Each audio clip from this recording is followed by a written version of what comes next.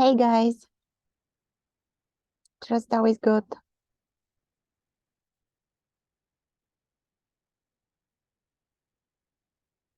Mm. The intention for today's video is to share about my experience after the first so-called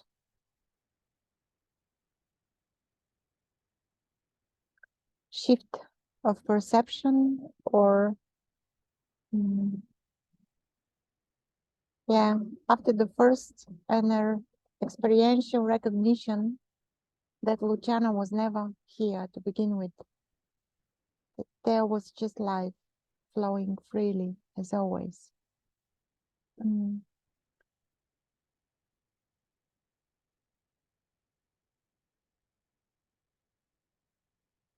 On our last meeting, few days ago on Thursday, we spoke about a little bit about that, and that for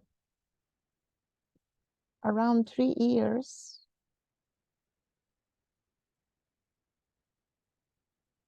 both me and Lubo, we were just like stuck in that.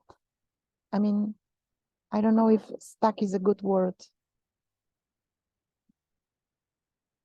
Yeah, there was no energy and no desire and no meaning, nor that there is no meaning at now as well, but it was so brutal and so strong.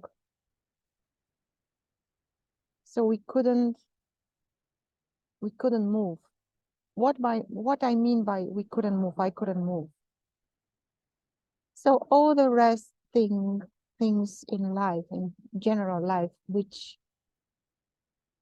was like brought joy here, it was all gone. Like I couldn't experience any joy or any desire or an impulse to do things which I love to do. For example, traveling. For example, interacting with people, friends, you know. I'm a social character. This here is very social. It loves to connect. It loves to share. It loves to interact. So that was no more there. And even I couldn't bear my own relatives. Hardly bear them.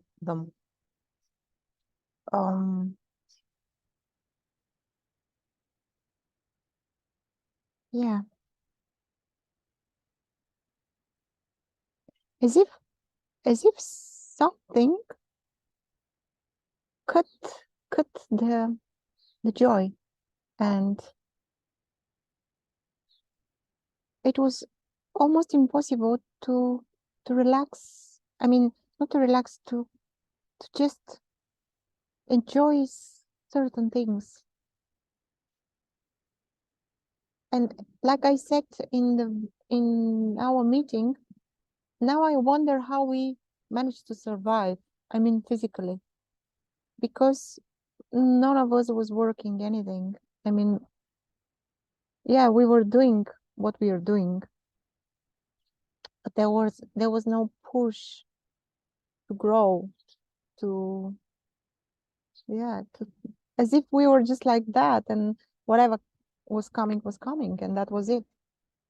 And we isolate ourselves on a Greek island that was almost for 5-6 months during the summer, and we were just there, and that was it.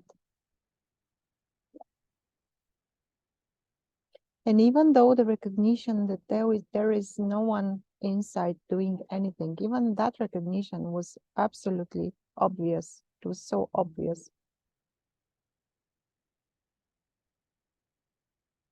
There was nothing which can bring joy or some kind of a pleasant feeling, if you wish.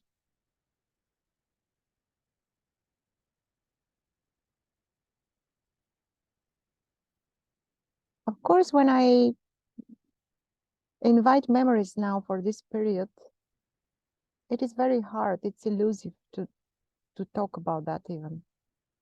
But I clearly remember that feeling of complete surrender, or what is that?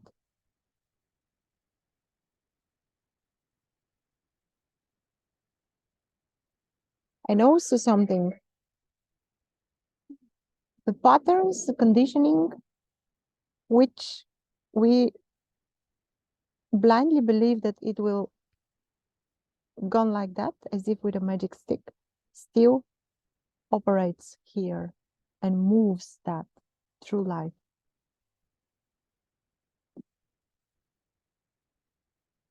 And it is very easily observed. You can see that. I mean, when that shift happened and there is no joy in experience and expression, it's so noticed, like it's palpable. You can notice that.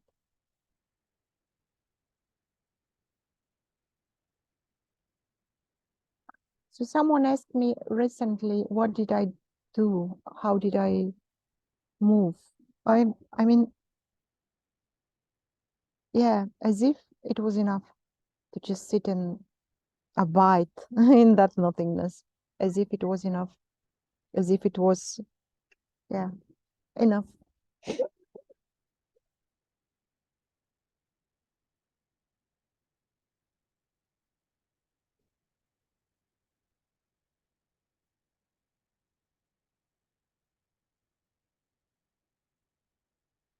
Some urge appears to share and to connect in that empty feeling of loneliness, because it is loneliness, guys. I'm not going to lie you. It is lonely here, whatever here is.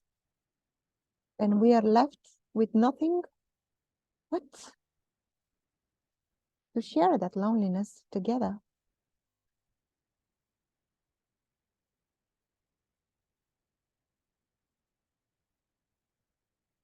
And not everyone is prompt to share. Not everyone is drawn to share. You know how many people are there which experience that, and they are quietly continuing chopping wood and carry water. And you don't hear about that, about those people. I mean, you don't know anything. Like this is here, YouTube, videos, social media, whatever. This is a facade. It's a beautiful, beautiful tool for expressing something like that, but it is a facade. And such a fancy idea is to think that this is like the whole picture, because we don't know anything.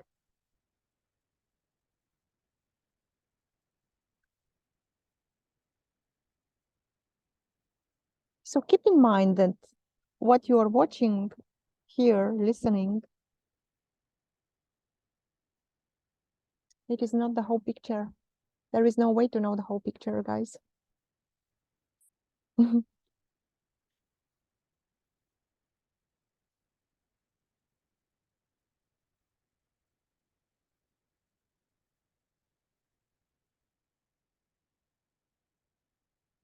Yeah, so what happened? Nothing, you could say, and you will be absolutely right. Nothing happened. Nothing ever happened. But something here couldn't bear that inertia anymore. Just couldn't bear that inertia.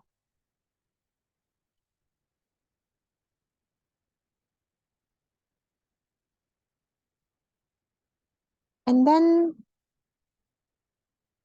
miraculously, life offers an opportunity. So I start recording videos. And most of you know that. I start recording videos and, yeah, talking with people from all over the globe about that. And the more I talked, the more obvious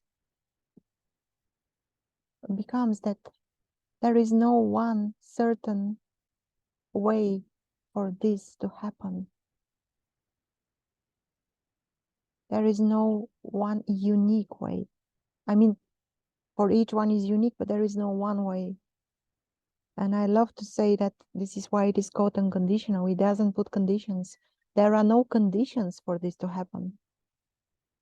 It doesn't matter how long you are practicing. It doesn't matter how much book you read. It doesn't matter.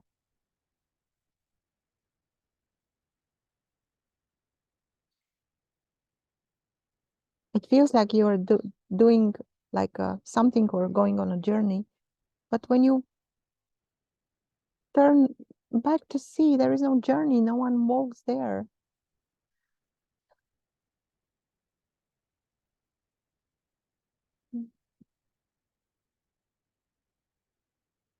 Yeah. Awakening is not only realizing that there is no separation.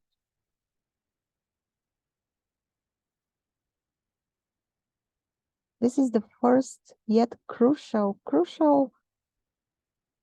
insight that you are not there in the experience separate from anything else. There is just experience happening for no one. But saying that, repeating that, knowing that is not going, like it doesn't change anything. Sorry about that noise. It doesn't change anything. It is not lived. It is not embodied. I know that some of you are so drawn to that type of speaking that there is no one to do anything.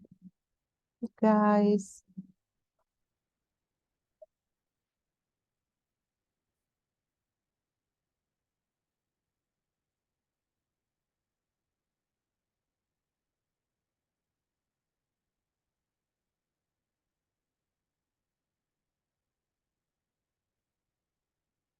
in a way, it was not possible to skip those years of inertia, of abiding in that nothing kind of thing. But it's not necessary.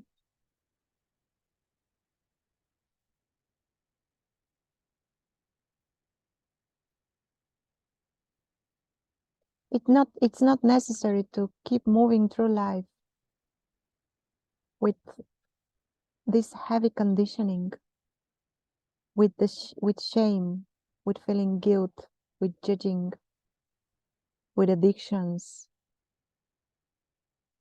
You don't have to move like that.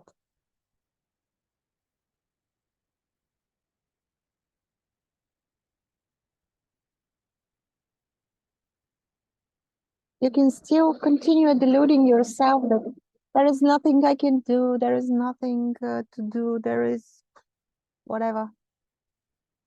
And yet, this year, life will find a way to shake on that because it's, I mean, it's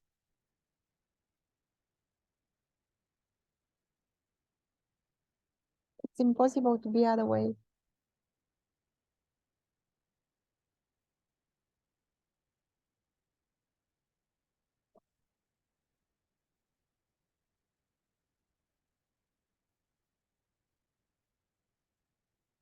And yes, I couldn't change anything.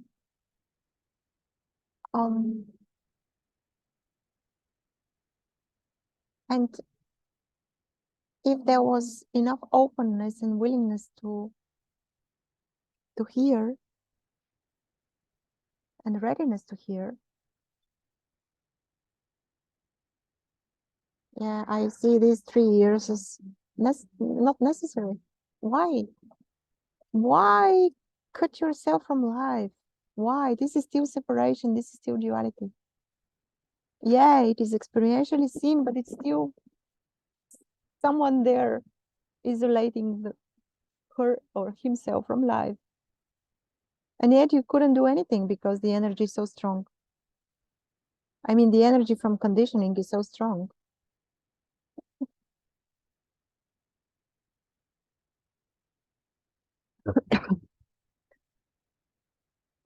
Sorry.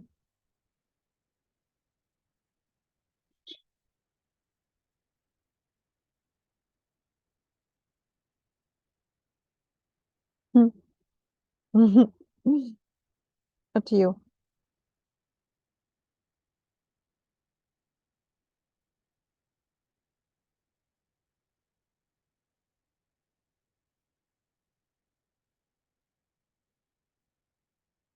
We cannot stop telling ourselves stories.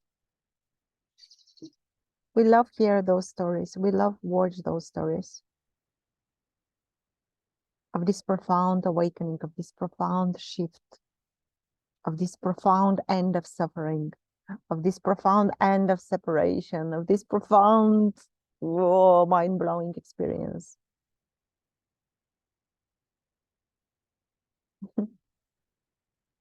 Until we just stop and simply look what's here true for us, not for someone else.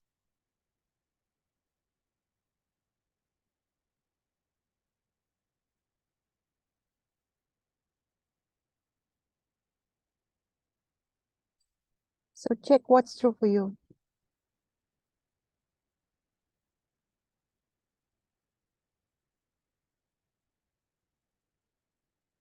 How would you like to move through life?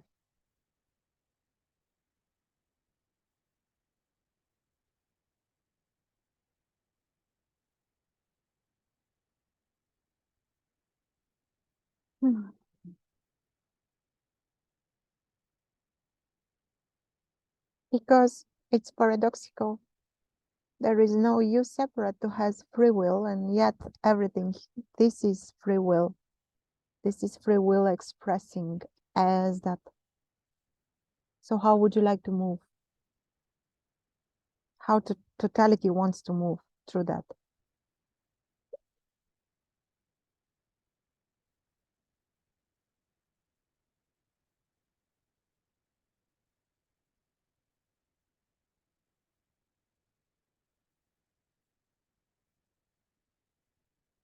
And also to answer the question about apparent, or how some folks call that apparent deepening. There is deepening, guys. There is. There is constant changing, flowing, moving of experience. There is constant change. Inevitably. It's inevitable. Everything inevitably changes. And who are you to think that you are separate from that change? Of course, there is change happening all the time. There is deepening. And there is no end to that. So the thought that there will be an end and finally there will be everlasting peace and happiness, well, that's a fairy tale. And yet, peace and joy are here always, covered.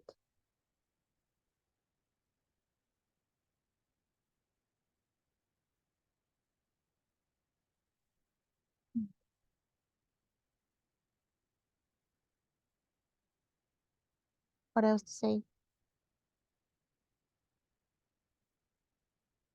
If you would like to take a closer look, don't hesitate to message me or Lubo or both of us. Next week, there will be an online event gathering with 3 meetings. Come and let's look together. There is no need to delude yourself that you're separate, because you're not. You've never been separate.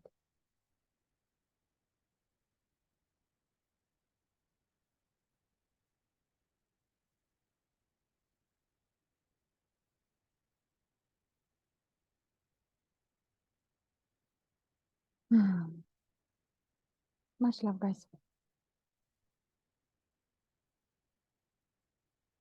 See you soon.